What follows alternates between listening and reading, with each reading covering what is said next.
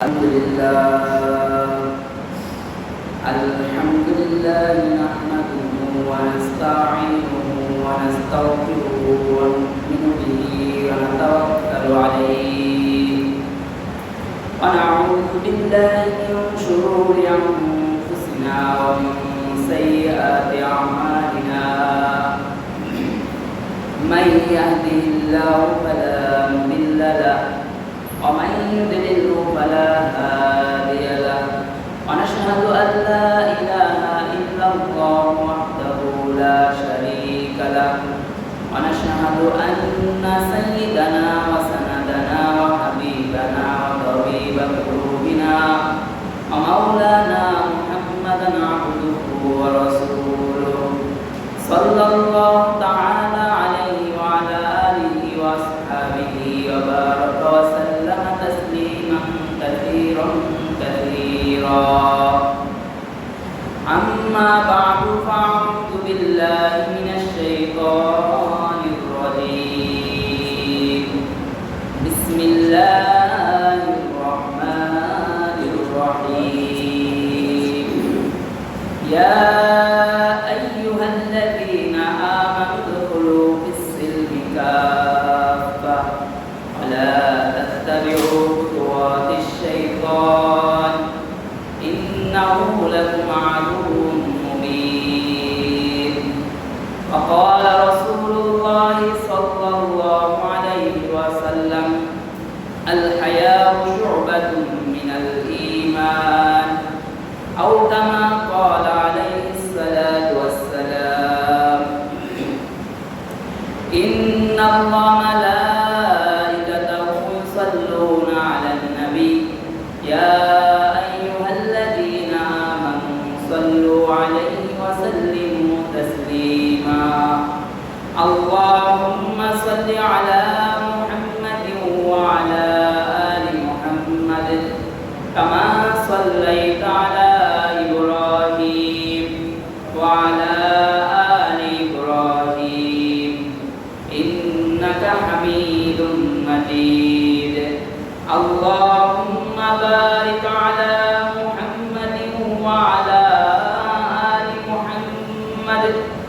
كما باركت على إبراهيم وعلى آل إبراهيم إنك حميد مجيد الحمد لله মহান আল্লাহ পাক রব্বুল আলামিনের দরবারে লাখ কোটি শুকরিয়া যে আল্লাহ পাক রব্বুল আলামিন আপনাকে আমাকে প্রতি সপ্তাহের মতো আল্লাহর মসজিদে জুমার নামাজের উদ্দেশ্যে আসা এবং বসার তৌফিক দান করেছে সেই বিশ্ব মালিক বিশ্ব প্রতিপালকের দরবারে শুকরিয়া আদান করি বলে আলহামদুলিল্লাহ।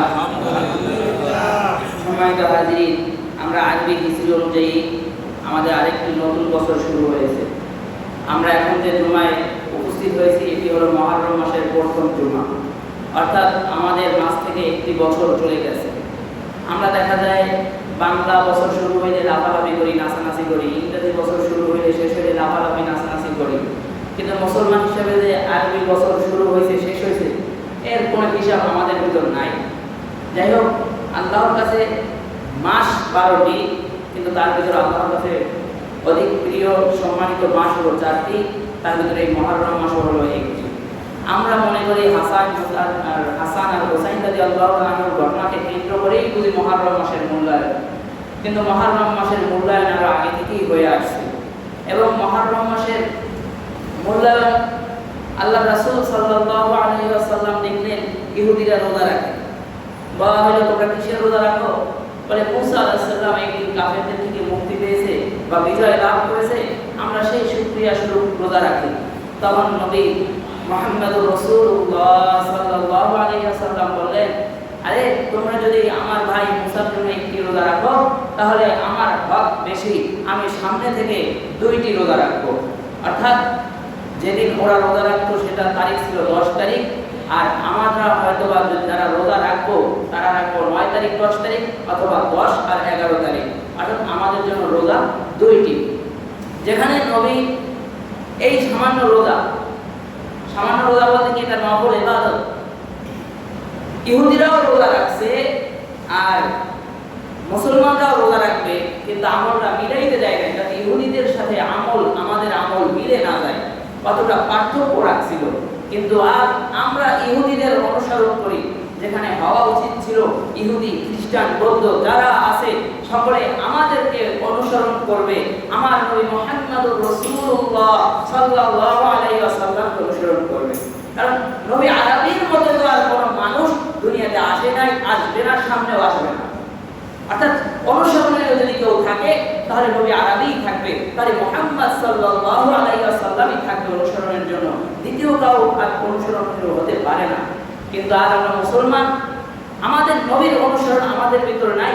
আমাদের সাহাবী আবু বকর সিদ্দিক রাদিয়াল্লাহু তাআলা আনহু, হযরত ওমর রাদিয়াল্লাহু তাআলা আনহু, হযরত আলী রাদিয়াল্লাহু তাআলা আনহু, হযরত উসমান রাদিয়াল্লাহু তাআলা আনহু, হযরত আব্বাস রাদিয়াল্লাহু তাআলা আনহু, হযরত আব্দুল্লাহ ইবনে মাসউদ রাদিয়াল্লাহু তাআলা আনহু, এই সমস্ত সাহাবীদের অনুসরণ আমাদের ভিতরে নাই।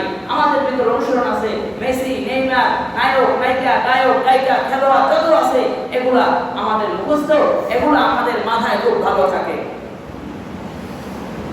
আবার কিছু মা বাবা আছে, এদের সন্তান নায়ক নায়িকার নাম অনেকগুলা মুখস্থ বলতে পারে, এদের সন্তান অনেকগুলা খেলোয়াড়ের নাম মুখস্থ বলতে পারে, অনেকগুলা খেলোয়াড়ের রেকর্ড মুখস্থ বলতে পারে, এই জন্য তারা গর্বে গর্বিত হয়ে যায়। কিন্তু যদি বলা হয় আপনার সন্তান এতগুলা খেলোয়াড়ের নাম বললো, পারলে 5 জন নবীর নাম বলান তো, পারবে না। যদি বলা হয় কালিমা তৈয়বা বলে, পারবে না। আজ আমাদের ভিতর সেই তামান্না, ইসলামের জন্য যে তামান্না আকাঙ্ক্ষা থাকা দরকার ছিল সেটা নাই।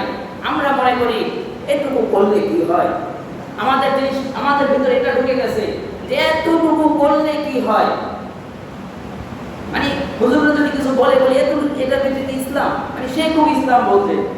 অথচ আমি আপনাদের সামনে যে আয়াত পাঠ করেছি, আয়াতে কারিমে আল্লাহ বলে, আয়াতের ভিতরে আল্লাহ বলে, ইয়া আইয়ুহাল্লাযীনা আমানু দুখুলু ফিস-সিলমি কাফা, হে ইমানদার বান্দা-বান্দীরা, পরিপূর্ণ ইসলামের ভিতর প্রবেশ করো। কারণ একদল ইহুদি ইসলাম গ্রহণ করেছে, ইসলাম গ্রহণ করার পরে তাদের ইচ্ছা ছিল ইসলামের ভিতরেও থাকবে, আবার আগে ইহুদি থাকা অবস্থায় যে আমল আখলাক করছে এগুলোও চালায়া যাবে। তখন এই আয়াত নাযিল হয়েছে যে না, ইসলাম তো ইসলামই, ইসলামে থেকে আবার ইহুদিদের আমল অনুসরণ করবে, এটা ইসলামের কাজ নয়, বরং পরিপূর্ণ ইসলামের ভিতর প্রবেশ করো। আর আমরা ইসলামের ভিতর প্রবেশ করি বলে কোন ধর্মের লোক? বলে ইসলাম ধর্মের লোক, মুসলমান। আমরা মুসলমান এমন হয়ে গেছি, মানে নিজে খাঁটি মুমিন, নিজে খাঁটি মুসলিম দাবি করি, আর সব মুনাফিক মনে করি, আর সবাইকে মুশরিক মনে করি। এরকম বলে আমি মুসলমান, আমি মুসলমান, ও মুনাফিক, ও মুনাফিক, ও মুশরিক। আমাদের স্লোগান এমন হয়ে গেছে। অথচ জান্নাতি 10 জন সাহাবী জান্নাতের সনদ পেয়েছে, তারপর এরা ভয়ে কাঁপতো যে না জানি কোনো কারণে এই জান্নাত হাত ছুটে যায়। আপনি মুসলমান দাবি করেন, গায়ে পাঞ্জাবি আছে, মুখে দাড়ি আছে, মাথায় টুপি আছে, সুন্নতি লিবাস আছে, নামাজ পড়েন, রোজা করেন, আবার আপনি গিয়া মিথ্যা সাক্ষী দেন মানুষের নামে, অর্থাৎ পরিপূর্ণ মুসলমান হতে পারেন না। আপনি নামাজ পড়েন, কালাম পড়েন, সব করেন, কিন্তু আপনি মাঝে মধ্যে অন্যের ক্ষেতের সম্পদ চুরি করে নিজে নিয়ে যান, অর্থাৎ আপনি খাঁটি মুসলমান হতে পারেন না। আপনি নামাজ পড়েন, কালাম পড়েন, রোজা করেন, কুরআন পড়েন, ইবাদত করেন, আওয়াবিন করেন, তাহাজ্জুদ করেন, কিন্তু সময় পাইলে, সুযোগ পাইলে অন্যের ব্যাপারে গীবত করেন, শেখায়াত করেন, অন্যের দোষ চর্চা করেন, দোষ নাই তারপরও তাকে দোষ দেওয়ার চেষ্টা করেন। যেখানে বর্তমান জামানায় ফিলিস্তিনে, আরো বিভিন্ন রাষ্ট্রে, ইরানে বিভিন্ন মুসলমানরা মার খাইতেছে, আর সে সময় আমাদের 92 থেকে 95% মুসলমানের দেশে মুসলমানরা হিন্দুদেরকে মুসলমান আলেমের পিছে লেলিয়ে দেয়, আলেমকে জঙ্গি তকমা দেওয়ার জন্য। এটা বরিশালের ঘটনা বললাম। বানারীপাড়ার একজন মুহাক্কিক, প্রখ্যাত একজন আলেম, চরমনাই মাদ্রাসা শিক্ষক মুফতি মাসুদ হাসান ফিরোজ, তার কাছে চাঁদা চাইছে, চাঁদা দেয় নাই, এজন্য তাকে জঙ্গি তকমা দিয়ে হিন্দুদেরকে বরিশাল টাউন হলে নামায় দিয়েছে, যাই বলো ইনি জঙ্গি। কিন্তু ঘটনাক্রমে যার বিরুদ্ধে মানববন্ধন তৈরি করা হয়েছে তিনিও সেখানে উপস্থিত হয়ে গেছে। অর্থাৎ তারপর তাদেরকে প্রশ্ন করা হলো, আপনারা যে ব্যানারে জঙ্গি যারা, হিন্দুদের যে পাদ্রী আছে না, এদেরকে প্রশ্ন করা হলো, আপনারা এদের জঙ্গি বলছেন, কেন বলছেন? ইনি জঙ্গি প্রশিক্ষক আপনারা লিখছেন, আমরা কিছু জানি না। তার মানে বোঝা গেল এখান থেকে যে মুসলমানরা তাকে মুসলমানরাই এই হিন্দুদেরকে ভাড়া করে আনছে যাতে এই বিষয়টা শক্ত হয়, মজবুত হয়। এই হলো আমাদের ইমানি অবস্থা, আর এই হলো আমাদের মুসলমানের অবস্থা। যেখানে মুসলমানরা মাইর খাইতেছে আর আমরা হিন্দুদেরকে আমাদের আলেমদের বিরুদ্ধে লিলিয়ে দিতেছি, এই হলো আমাদের অবস্থা। এরপরে বলবেন এতে কি হয়েছে? আরো বিভিন্ন কারণ দেখা যায় সমাজের ভিতর আরো হইতেছে। বর্তমান সময় আরেকটা মেয়ে আছে, নাম হলো শান্তা ভারজানা। এই মহিলা এত বেহায়া আর বেলাজা, এই প্রকাশ্যে ইসলামের বিরুদ্ধে কথা বলতেছে, বলে 100 পুরুষ আমার মাহরাম হবে। আবার তিনি বলে, মানে মিডিয়ার সামনে বলতেছে, আমি নামাজ পড়ি, আমি খুব নামাজি, যখন গাড়িতে থাকি তখন আমি ইশারায় নামাজ পড়ি, আমার নামাজ মিট যায় না। অথচ পর্দার খবর নাই। আকারনা ফি বুয়ুতিকুন্না ওয়ালা তাবাররাজনা তাবাররুজাল জাহিলিয়াতিল উলা। এই মহিলারা, তোমরা জাহিলিয়াতের আবির্ভাব ঘটায়ো না। স্পষ্ট পর্দার বিধান। উনি বলে পর্দা করা লাগবে কেন? এবং কি এই কথা বলতে গিয়ে এই কথা বলে যে বোরকা, হিজাব, নিকাব এটা নাকি কোনো ইহুদিদের পোশাক। নাউযুবিল্লাহ। এই কথা বলে যে এইটা ইহুদিদের পোশাক বোরকা। আবার বলে 100 পুরুষ আমার দিকে খারাপ নজরে কেন তাকাবে? 100 পুরুষ তো আমার ভাইও হতে পারে। এবার আপনারা তাকে সাই দিয়ে বলবেন, হ্যাঁ এটা তো হতেই পারে, পুরুষরা নজর খারাপ করবে কেন? নারীর প্রতি পুরুষকে আকর্ষণ করেই সৃষ্টি করা হয়েছে। আর যেই জামানায় এখন যে বর্তমান জামানা চলতেছে, যেখানে নিজের কন্যা বাবার কাছে দর্শক হইতেছে, সেখানে আরেক বাড়ির মেয়ে এর দিকে বোনের নজর দিবে পুরুষরা। যেখানে আপন কন্যাকে, কিছুদিন আগেও এই 2-4 দিনের ভিতরে একটা নিউজ পাইছি যে 14 বছর মেয়েকে বাবা দর্শন করছে। যেখানে নিজের মেয়েকে দর্শন করেছে, সেখানে অন্য নারীকে আবার বোনের নজরে দেখবে পুরুষরা। আর যদি এটা বলা হয় যে 100 পুরুষ যার সামনে থাকবে ভাই হিসেবে, মেনে নিলাম, তাহলে আল্লাহর রাসূল সাল্লাল্লাহু আলাইহি ওয়াসাল্লাম স্ত্রীদেরকে নিয়ে গল্প করতেছে, তখন একজন অন্ধ সাহাবী আসছে, চোখে দেখে না। আল্লাহর রাসূল বলে, এই বিবিরা ঘরে চলে যাও। তখন একজন স্ত্রী বলল, আল্লাহর রাসূল অমুক তো অন্ধ, তো কি হয়েছে?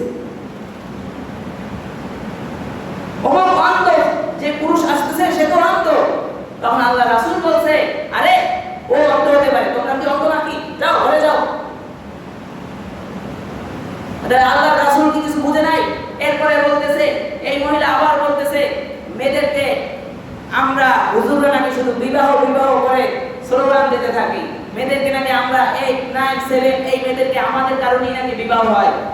বিবাহ যে বয়সে লিখে দেওয়া হয়েছে, বিবাহটা বয়সের ভিতরে না, বিবাহটা তার শারীরিক আকৃতির ভিতর ধারণ করবে যে সে বিয়ার উপযুক্ত হয়েছে কিনা, সে বিবাহের উপযুক্ত হয়েছে কিনা, এটা তার শারীরিক আকৃতি ধারণ করবে। যে বিবাহ করতেছে এর খবর নাই, আপনার জন্য চিল্লায় বাল্য বিবাহ দিতেছে, এর পুরোজন বিবাহ করা, তো আপনার সমস্যা কোথায়?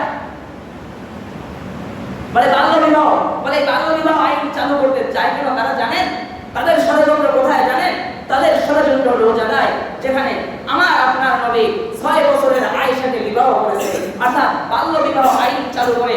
এখন যদি আমার নবীর বিরুদ্ধে কলম ধরবে না, এক সময় যখন এটা আইন হয়ে যাবে যে বাল্য বিবাহ বন্ধ করতে হবে, অর্থাৎ 8, 9, 11 বছর, 12 বছর, 15 বছরের মেয়ের বিবাহ হবে না, এই আইন যখন এক সময় পাশ হয়ে যাবে, তখন পরের এক প্রজন্ম এসে বলবে, যদি 14 বছর থেকে 18 বছরের পরে মেয়েদের বিবাহ দিতে হয়, তাহলে এক প্রজন্ম এসে বলবে আপনার আমার নবী মুহাম্মদ লুচ্চা ছিল, এই কথা বলতে বাধ্য হবে। নাউযুবিল্লাহ বলেন।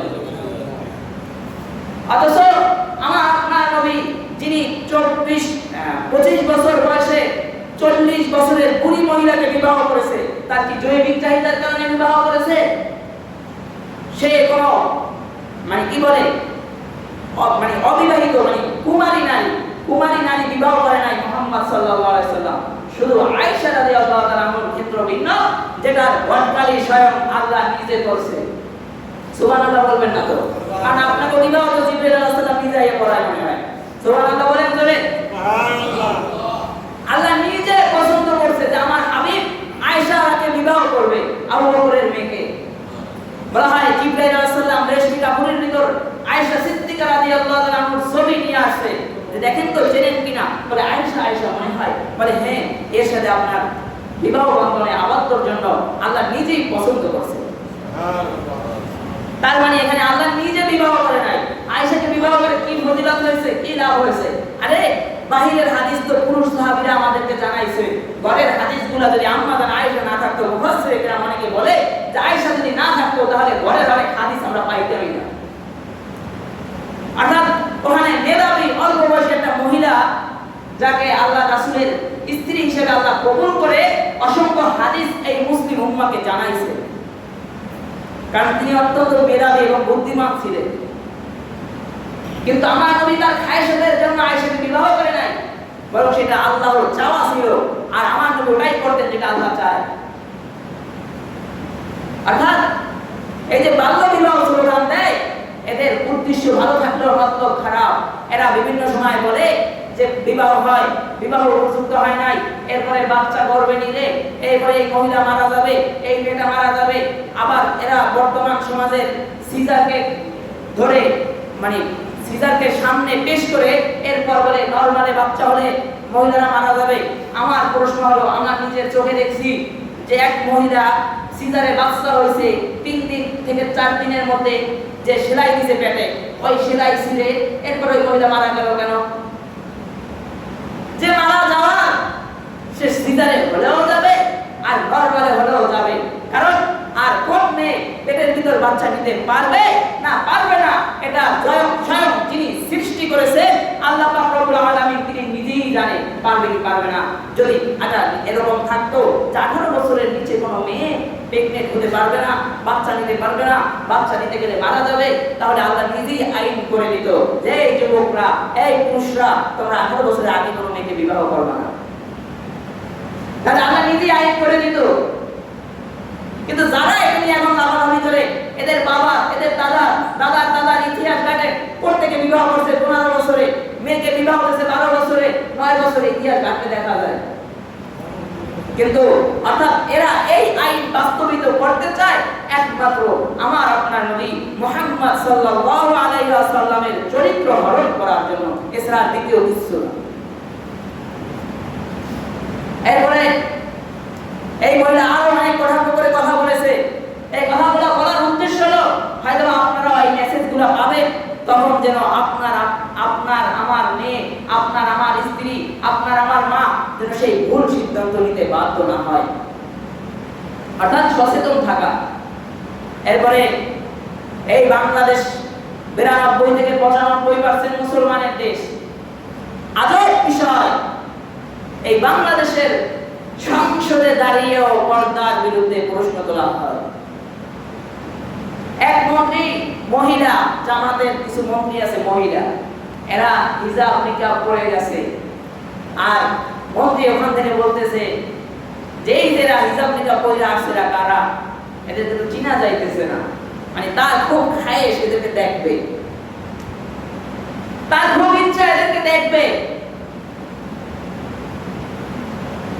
ইচ্ছা এটা আকাঙ্ক্ষা। জানেন, আপন স্ত্রীর সাথে সহবাস করে, কথা এসে গেছে, আপন স্ত্রীর সাথে সহবাস করে, কিন্তু তারপরও জেনার গুনাহ হয়। কখন হয় জানেন? আপনার বলবেন হয়তো বা কোনো সময় স্ত্রীকে তালাক দিছে, এই স্ত্রীর সাথে সংসার করে, তখন জেনার গুনাহ হয় না। এটা তো আছেই, তালাকও দেয় নাই, 3 তালাক তো ভালো কথা, 8 তালাকও দেয় নাই। এরকম হালাল স্ত্রীর সাথে সহবাস করতেছে, কিন্তু জেনার গুনাহ হইতেছে। কখন হয়? তখন হয় যখন এই বেচারা অন্য নারীকে কল্পনা করে আর স্ত্রীর সাথে সহবাস করে। অর্থাৎ সে উদাহরণ দিল যে আমার এক আত্মীয় আসলো, না বন্ধু আসলো, বোরকা পরিবার মহিলাকে নিয়ে আসছে, বলে কারে নিয়ে আসছো? তার জন্য নিয়ে আসতে পারো। তার মানে এর খুবই সারা জোনার বউ দেখা। আর কতটি পুরুষ নামে গরু ছাগল আছে, এগুলো বুঝাইলেও বুঝবে না। এগুলো ছাগল গুলারে এরা এদের স্ত্রীকে উতলাই বের করবে। এরা মনে করে এটাই যুগ, এটাই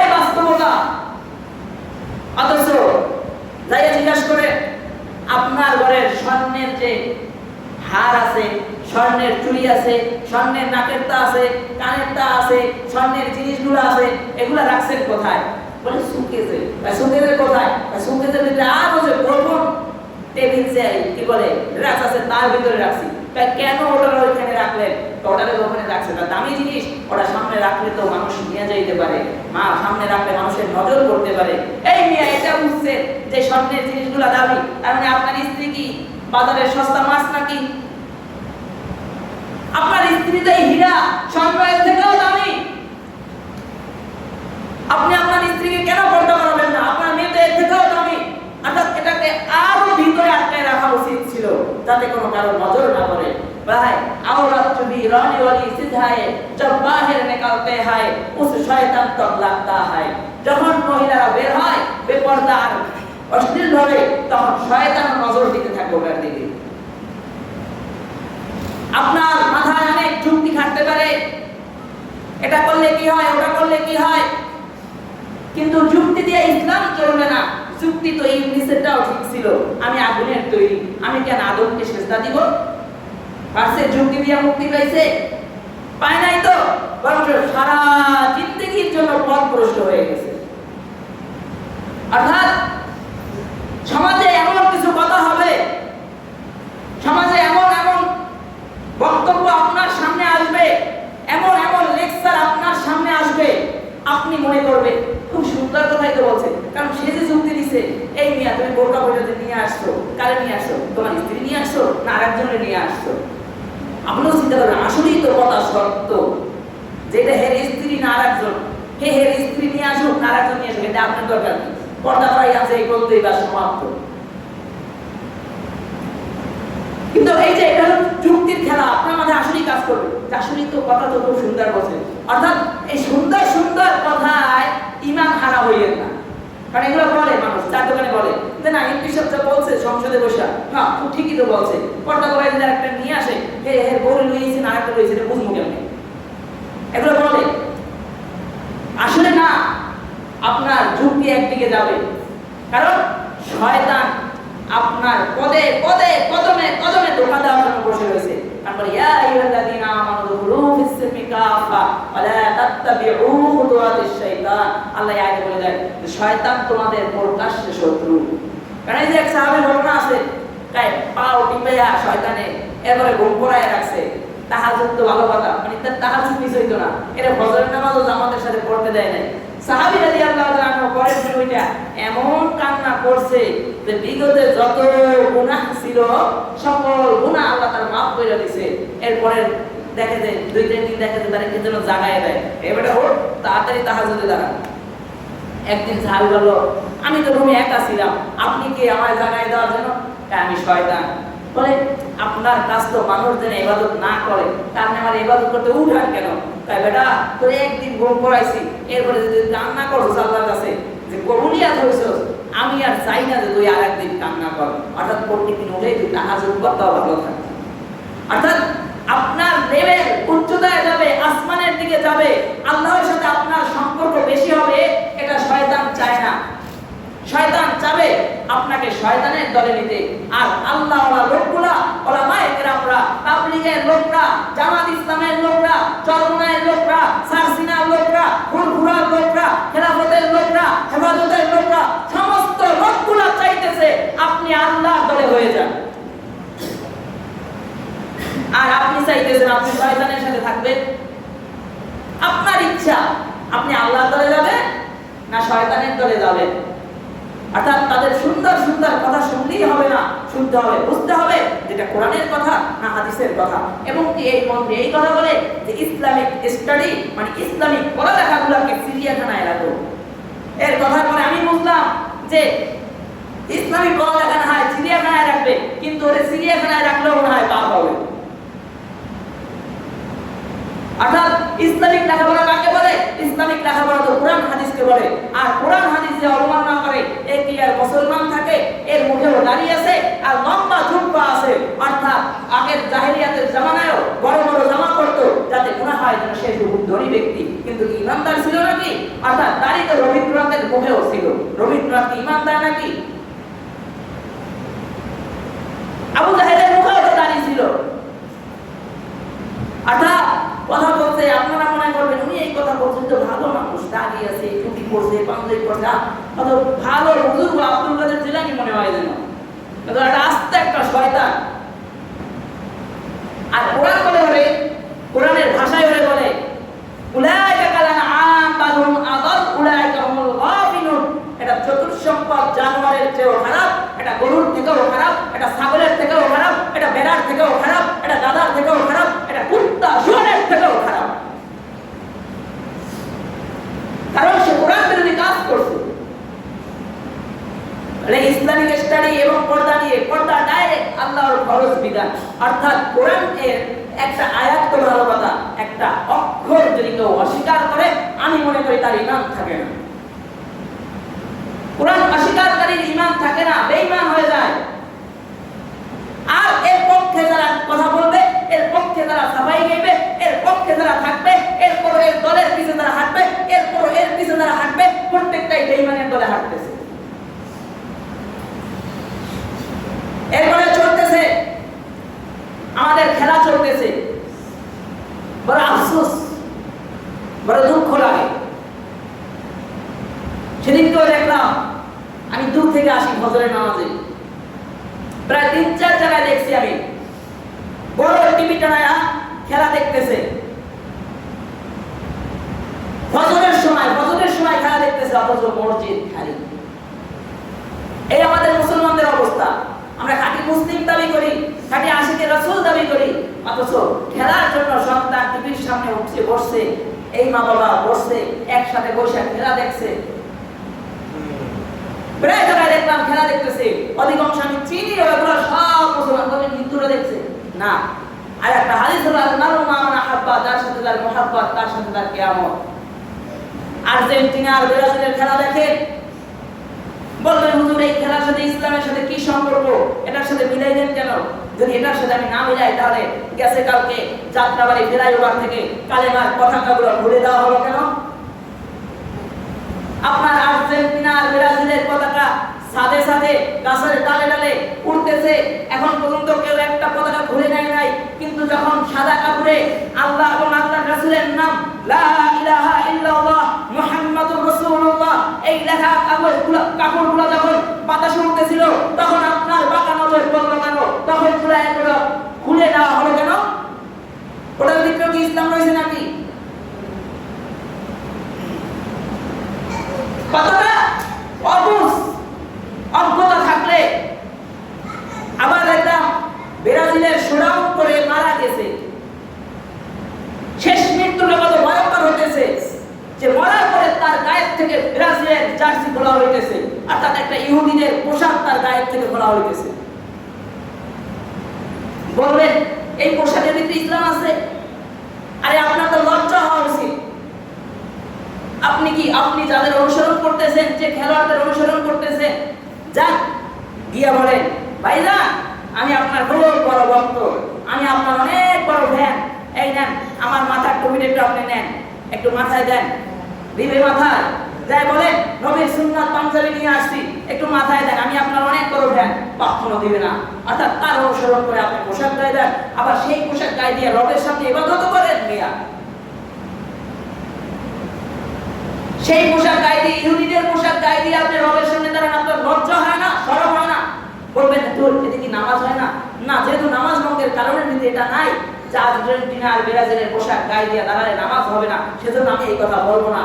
কিন্তু আপনার তাকওয়া আর আপনার ইখলাস থাকা উচিত ছিল, যেটা একটা ইহুদির অনুসরণে এই পোশাক আমি কিনছি, অর্থাৎ এই পোশাক গায়ে দিয়ে রবের সামনে দাঁড়ানোটা বোকামি। কারণ আপনার পোশাক কিনছিনি তার অনুসরণ করে, ইহুদির অনুসরণ করে।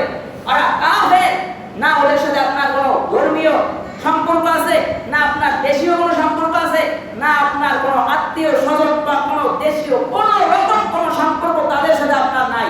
এবার আরেকটা ধোঁকা হলো নেক্সট সূরাতে শয়তানের ধোঁকা। শয়তান নেক্সট সূরাতে ধোঁকা দেয়। তাই নেক্সট সূরাতে ধোঁকা দেয় কেমনে? ঠিক আছে, আর্জেন্টিনা যেহেতু ইহুদি, ব্রাজিল যেহেতু ইহুদি, ফ্রান্স যেহেতু ইহুদি, জার্মান যেহেতু ইহুদি, অর্থাৎ এই দলগুলো করবো না, আমরা ইরান করব, আমরা সৌদি আরব করব, আমরা মুসলিমদের রাষ্ট্রগুলো আছে আমরা এই দলগুলো করব। আরে মিয়া ওই যে আসরগুলো হয়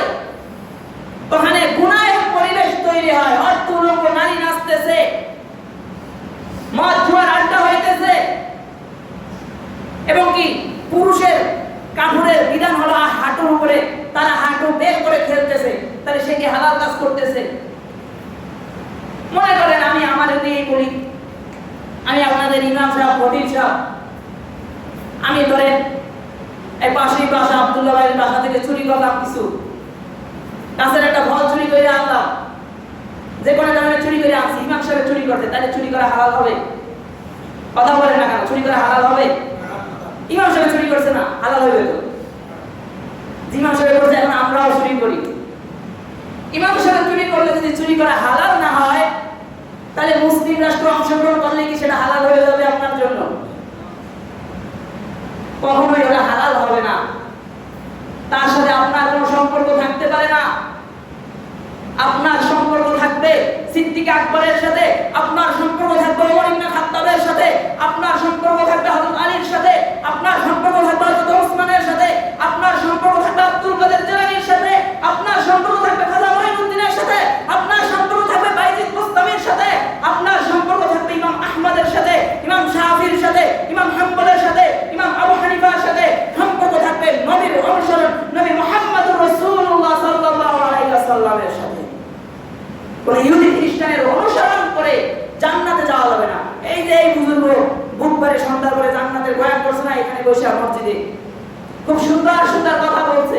মিয়া, জান্নাত মামু বাড়ি আর খালু বাড়ি না, আপনি আকাম কুকাম কইলে যাবেন আর আপনারে দিবে। এটা তার বয়ানের বিরুদ্ধে আমি বলি না, তার বয়ান তো খুব সুন্দর ছিল, খুব সুন্দর সুন্দর নিয়ামতের কথা বলছে, জান্নাতের খাবার হবে, এরকম বিভিন্ন কথাগুলো আপনাদেরকে শুনাইছে। কিন্তু শুনে রাখেন, জান্নাত মামা বাড়ি আর খালু বাড়ি না, যে আপনি যাইবেন আর আপনাকে দিয়ে দিব। আপনি কার অনুসরণ করতেছেন, আপনি পরিপূর্ণ ইসলামের ভিতর আছেন কিনা এটাও দেখাশোনা করা হবে। আপনি নামাজ পড়ছেন, রোজা করছেন, এই ইসলাম না, এটা ইসলাম না। নামাজ পড়ছেন, রোজা করছেন যেভাবে, সেভাবে স্ত্রীকে পর্দা করাতে হবে, সেভাবে আপনার মেয়েকেও পর্দা করাতে হবে, সেভাবে মিথ্যা ছাড়তে হবে, সত্য বলতে হবে, হালাল খাইতে হবে, হারাম ছাড়তে হবে, হালাল হারাম সব সময় জেনে শুনে চলতে হবে। কারণ আল্লাহ কোনো কিছু গোপন রাখে নাই।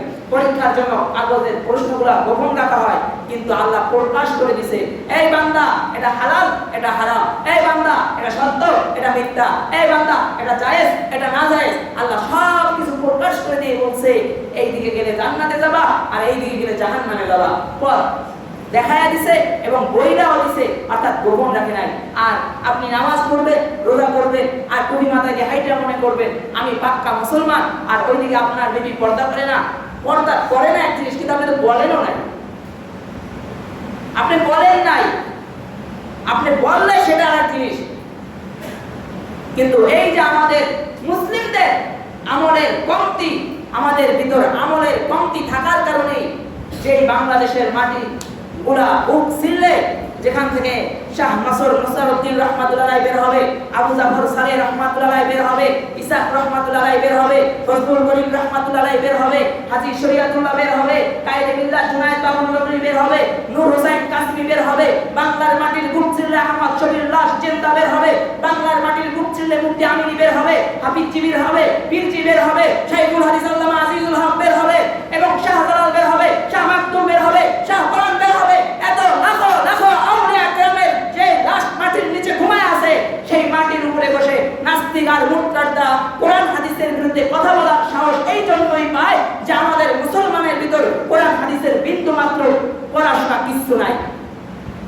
যদি থাকতো তাহলে কথা বলার হিম্মত করতো না, তাহলে ওরা মুসলমানের এক আল্লাহু আকবারের আওয়াজ কি ওরা ভয় করতো, তাহলে কখনো মুসলমানের সাথে লাগতে আসতো না। লজ্জা শরম তো নাই। এমন ঘটনা পাওয়া যায় যে বাতিলের মসনদে গিয়ে আমরা তো বলি আমরা যুদ্ধ করব, আমরা জিহাদ করব, খুব স্লোগান দিই, কিন্তু বলা হয় তরবারি নাই, লাঠি নাই, কিছু নাই, কি দিয়ে করবো? আলিয়া মুসলমানের কিছু দরকার হয় না। খালিদ ইবনে ওয়ালিদের ঘটনা থেকে পাওয়া যায় যে সে বাতিলের রাজপ্রাসাদে গিয়া শুধু বলতেছিল আল্লাহু আকবার, আল্লাহু আকবার বলতেছিল। জালেম বাদশা বলছে, এই বেটা তোরা আল্লাহু আকবার থামা, আর না হয় আমি মনে হয় এখন ধ্বংস হয়ে যাব। কিন্তু আমাদের জবান সেই পাক জবান নাই। আমরা হালাল খেয়ে, আমরা হারাম খেয়ে আমাদের জবান নষ্ট করে ফেলছি, আমরা হারাম পথে চলে আমাদের জবান নষ্ট করে ফেলেছি, আমাদের ঈমান আর আমল আমরা নষ্ট করে ফেলছি। আর ঈমান আমল নষ্ট করার কারণে আজ আমরা শত আল্লাহু আকবার বলি, কিছু কিছু হয়নি বলে অমুকে কোরআনের বিরুদ্ধে কথা বলছে, অমুকে হাদিসের বিরুদ্ধে কথা বলছে, অমুকে ইসলামের বিরুদ্ধে কথা বলছে, নারায়ে তাকবীর আল্লাহু আকবার স্লোগান দিয়ে পুরো বাংলাদেশ কাঁপিয়ে তুলি। কিন্তু তারপরেও কেন বাতিল মসনদ ভয় পায় না? তাই বাতিল মসনদ এইগুলা এই জন্য ভয় পায় না, তোমার ইমানি পাওয়ার নাই, তোমার ইমানি পাওয়ার জিরো হয়ে গেছে। তুমি মেসি নেইমারের অনুকরণী হয়ে গেছো। এরপরে সংসদ থেকে বলা হয় আল্লামা মামুনুল হক সাহেব, একে নিয়ে কিছুদিন আগে বলা হয়েছে যে এ মহিলা নিয়ে ধরা খাইছে, যদিও আমি যতটুকু জানি তিনি দেশীয় আইনে যে কাগজপাতি এই অনুযায়ী বিবাহ করেন নাই, কিন্তু ইসলাম অনুযায়ী সাক্ষী রেখে বিবাহ করেছে। এরপরে ধরে নিলাম আপনার কথা অনুযায়ী তিনি বিবাহ করেন নাই, অবৈধ মেয়ে দিয়ে সে ধরা খাইছে। কিন্তু একটা 4-5 বছর পরেও প্রশ্ন করেন, কিন্তু যখন অপবিশ্বাস এসে বলছিল আমি আমার বাচ্চার স্বীকৃতি চাই, আমার বাচ্চার বাবা সাকিব খান, তখন তো প্রশ্ন করলেন না আপনাদের বিবাহের কাবিননামা কোথায়? এরপরে আবার যখন নায়িকা বুবলি এসে বলল আমি আমার বাচ্চার বাবা স্বীকৃতি চাই, বাচ্চার বাবা সাকিব খান, তখন তো প্রশ্ন করলেন না কবে বিবাহ করেছেন, কবে বিবাহ হয়েছে, কাবিননামা দেখান। এরপরে বুবলি এখন আর একটা বাচ্চা নিয়ে আসে বলছে এটাও সাকিব খানের সন্তান, কিন্তু আজ পর্যন্ত কেউ প্রশ্ন করে নাই যেটা কবে বিবাহ হয়েছে, কবে বিবাহ বন্ধনে আবদ্ধ হয়েছে, তোমাদের কবে সম্পর্ক জোড়া লাগানো হয়েছে, কাবিননামা দেখাও, এটা প্রশ্ন করে নাই। ওগুলো প্রশ্ন হলো না, এখানে এত প্রশ্ন কেন? অর্থাৎ বোঝা গেল আপনি যাতে মাতাল তালে ঠিক, তাই বিচার সরিষি সব কিন্তু বড় দল কাজটা আমার অবস্থা এইটা। আলেমদের ব্যাপারে, আলেমদেরকে কিভাবে নিচে নামানো যায়, আলেমদেরকে কিভাবে চরিত্র হরণ করা যায়, এই ব্যাপারে খুবই সচেতন আমরা মুসলমান। অর্থাৎ দ্বিতীয় বিবাহ করেছে এটা হালাল, এটাকে নিয়ে এখনো চরিত্র হরণ করে আলেমদেরকে, এবং কি বিভিন্ন মুসলমানরাও তাকে বিভিন্ন অশ্লীল ভাষায় গালিগালাজ করে আলেমদেরকে। আল্লাহর কোরআন বলছে, সূরা ফুরকানের ভিতর আছে যে যারা নবীর জামানায় নবীকে পেয়েছে কিন্তু নবীর সাথে থাকে নাই, নবীর সাথে দুশমনি করছে, আর একটা নাজিল হয়েছে এক মুরতাদ, এক কাফের, ইসলাম গ্রহণ করার পরেও আমার নবীর চেহারায় থুতু মারছিল, নবীর চোখ থেকে যখন পানি বের হয়েছিল তখন আয়াত নাজিল হয়েছিল। অর্থাৎ যদি কেউ এই জামানায় ওখানে ফুলান শব্দ ব্যবহার করা হয়েছে, ফুলান হলো অমুক, অর্থাৎ ওখানে নির্দিষ্ট করে দেওয়া হয় নাই অমুক শব্দ ব্যবহার হয়েছে, আর অমুক শব্দ ব্যবহার করার দ্বারা বোঝা যায় কিয়ামত পর্যন্ত উলামায়ে কেরামের মুখের উপরে যারা চড়াও হয়ে কথা বলবে, আল্লাহওয়ালা লোকের সাথে যারা জোর গলায় কথা বলবে, বেয়াদবিমূলক ভাবে কথা বলবে, তারাও একই কাতারে দাঁড়াবে এবং হাসরের ময়দানে নিজের হাতের গোশত নিজে কামড়ায় কামড়ায় সিরা সিরা খাবে, এদের এটা শাস্তি হবে। অর্থাৎ আল্লাহর কোরআন বলে ইয়া আইয়ুহাল্লাযীনা আমানু দুখুলু ফিস-সিলমি কাফা ওয়ালা তাত্তাবিউ খুতুওয়াতিশ শাইতান ইন্নাহু লাকুম আদুউম মুবিন। হে ইমানদার বান্দা-বান্দীরা, পরিপূর্ণ ইসলামের ভিতর প্রবেশ করো, শয়তানের পদাঙ্ক অনুসরণ করো না, এবং শয়তান কিন্তু তোমাদের প্রকাশ্যে শত্রু, এটা কোরআন বলে দিয়েছে। অর্থাৎ আপনি যদি নিজেকে পরিপূর্ণ খাঁটি মুসলিম দাবি করতে চান, নিজেকে খাঁটি মুসলমান বানাতে চান, তাহলে আপনাকে নামাজও পড়তে হবে যেমন, রোজাও করতে হবে যেমন, সত্যও করতে হবে, মিথ্যাও ছাড়তে হবে, হালাল ধরতে হবে, হারাম ছাড়তে হবে। একবেলা না খায় থাকবো কিন্তু হারাম খাবো না, এই ওয়াদা করতে হবে। আর সামনে থেকে যাদের গায়ের জার্সি আছে, যদি বাতিলরা আপনার কালিমা লেখা লা ইলাহা ইল্লাল্লাহ মুহাম্মাদুর রাসূলুল্লাহ এই কালিমা লেখা পতাকা ছিঁড়ে ফেলতে পারে, আর আপনি একটা গায়ের জার্সি ছিঁড়তে পারবেন না ইহুদিদের? আপনি মুসলমান, ওটা গায়ে না দিলে কি হবে? ওটা অনুসরণ না করলে কি হবে? খেলার ভক্ত আমি এক সময় ছিলাম ছাত্র জামানায়, আল্লাহ হেফাজত করছে, খেলা দেখতাম আর চিন্তা করতাম এত খেলা দেখি, বড় হইলে যে এরকম হইলে কি চলবে। আমার মতো ভক্ত ছিলেন না আপনারা, মাদ্রাসা থেকে বের হইতাম, পিটানো খাইছি খেলা দেখার জন্য মিয়া, এটা বললাম আর কি। অর্থাৎ আপনারা সেই পরিমাণ ভক্ত হন নাই, এখনো খেলা আছে, হয়তো 12 সালে বা 13 সালে রাত 12টায় খেলা দেখতে গেছি, বাংলাদেশের আয়ারল্যান্ডের খেলা হয়েছে, খেলা সরাসরি সম্প্রচার হয় নাই, এরকম লেখা উঠতো, 6 মার্চে 1 ঘন্টা পর লেখা উঠতো, ওইটা বসে বসে বসে বসে দেখছি। একসময় ছিলাম, কিন্তু আলহামদুলিল্লাহ এখন আর ওইয়ের প্রতি আমার কোনো মনোযোগ নাই। অর্থাৎ ভাই ওগুলো দেখলে মনের ভিতরে কষ্ট লাগে, হাই রে চিত্ত না, এই কষ্ট লাগে, কারেন্ট চলে গেছে খাইতে না, কি রে কি হইতেছে দেখতেই পারতেছি না, এরকম মনের ভিতরে কষ্ট আবেগ থাকে। অর্থাৎ ওগুলো আপনাকে মনে প্রশান্তি দেয় না, শান্তি দেয় না। অর্থাৎ ওগুলো ত্যাগ করে। আর আর্জেন্টিনা ব্রাজিলে যে ফুটবল খেলা বলে, এটা সম্পূর্ণ ইহুদি খ্রিস্টানের খেলা, এখানে গুনাহের কাজ হয়। আপনারা দেখছেন, যেহেতু যদি না দেখে থাকেন আজকে আমার কাছে শুনছেন যে যাত্রাবাড়ি ফ্লাইওভার থেকে কালিমার পতাকাগুলো খুলে ফেলা হয়েছিল, কিন্তু কোন আর্জেন্টিনা ব্রাজিলের পতাকা খুলে ফেলা হয় নাই।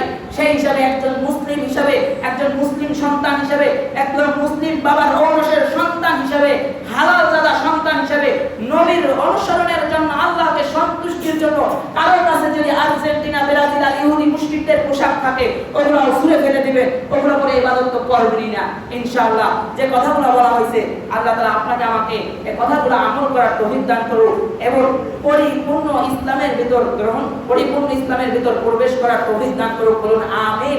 এবং শয়তানের প্ররোচনা থেকে, শয়তানের ধোঁকা থেকে আল্লাহ আমাদেরকে সব সময় হেফাজত থাকার তৌফিক দেন, বলুন আমিন। আখির দাওয়ানা আলহামদুলিল্লাহি রাব্বিল আলামিন।